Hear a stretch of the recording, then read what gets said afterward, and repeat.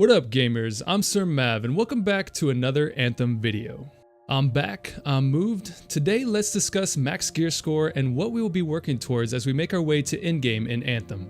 First off, I wanted to thank you for the tremendous support as this channel makes its way to 1,000 subs. It's so close right now, so let's see if we can hit it by official launch date of Anthem on February 22nd.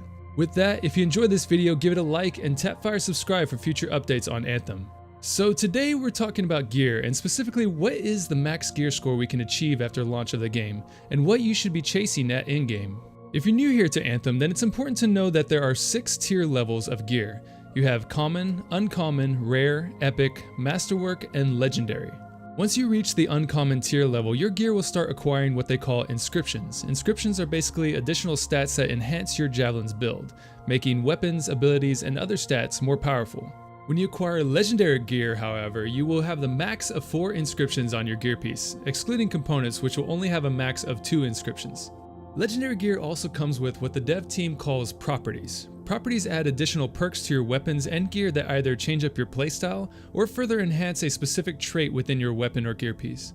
With the change that came later on, properties can also be found on rare pieces of masterwork gear, so it won't be on all masterwork gear pieces. We have plenty of examples of these properties, so let's take a look at a couple from the latest gameplay series video from Anthem.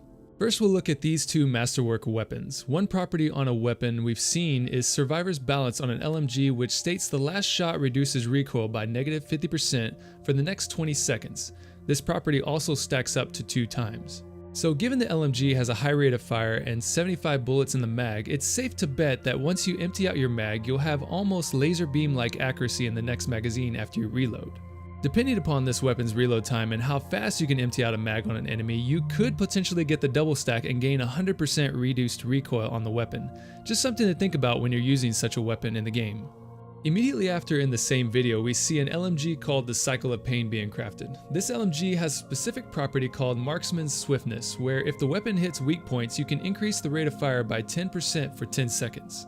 And this can also be stacked up to 10 times, so as I'm just curious of the potential of this weapon, let's see how you can max it out.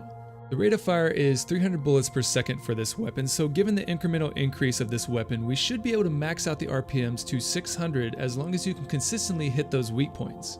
And this will definitely be something I want to test out in the game, as this is based on additive stacks. If this formula of increase is actually exponential, then the rate of fire increase would be even more substantial than the original 600 we calculated. So with each legendary gear slot having a property plus inscriptions on top of it, builds are going to get insane at in-game, and I cannot wait to see all the diversity we have to work with. So for good measure, let's walk through this real quick. Max gear score of legendary gear pieces is 47. We have 11 slots to work with, so 2 weapon slots, 3 gear slots, and 6 component slots that we can unlock. Given the max gear score on our gear is 47 and we have 11 slots, simple math, 47 times 11, the max gear score we can acquire in Anthem will be 517. So this is the number we will be chasing once we complete the critical path in Anthem and start focusing on endgame, or elder game I should say. So be sure you're looking up in the top right hand corner to see your current gear score as you configure your loadout for each javelin. Also remember that each of these legendary gear pieces will come with their own properties, so 11 unique properties to a build. While components may or may not be as unique as the other gear pieces, we'll have to see once we get there. Then on top of that, we have 4 inscriptions for 5 gear slots and an additional 2 inscriptions per component gear slot, all adding up to a total of 32 inscriptions that you will be able to stack on top of one another in your build. Yeah, this is going to be fun. And that's it for today, gamers. If you have any other thoughts or questions, be sure to drop them down below in the comments section.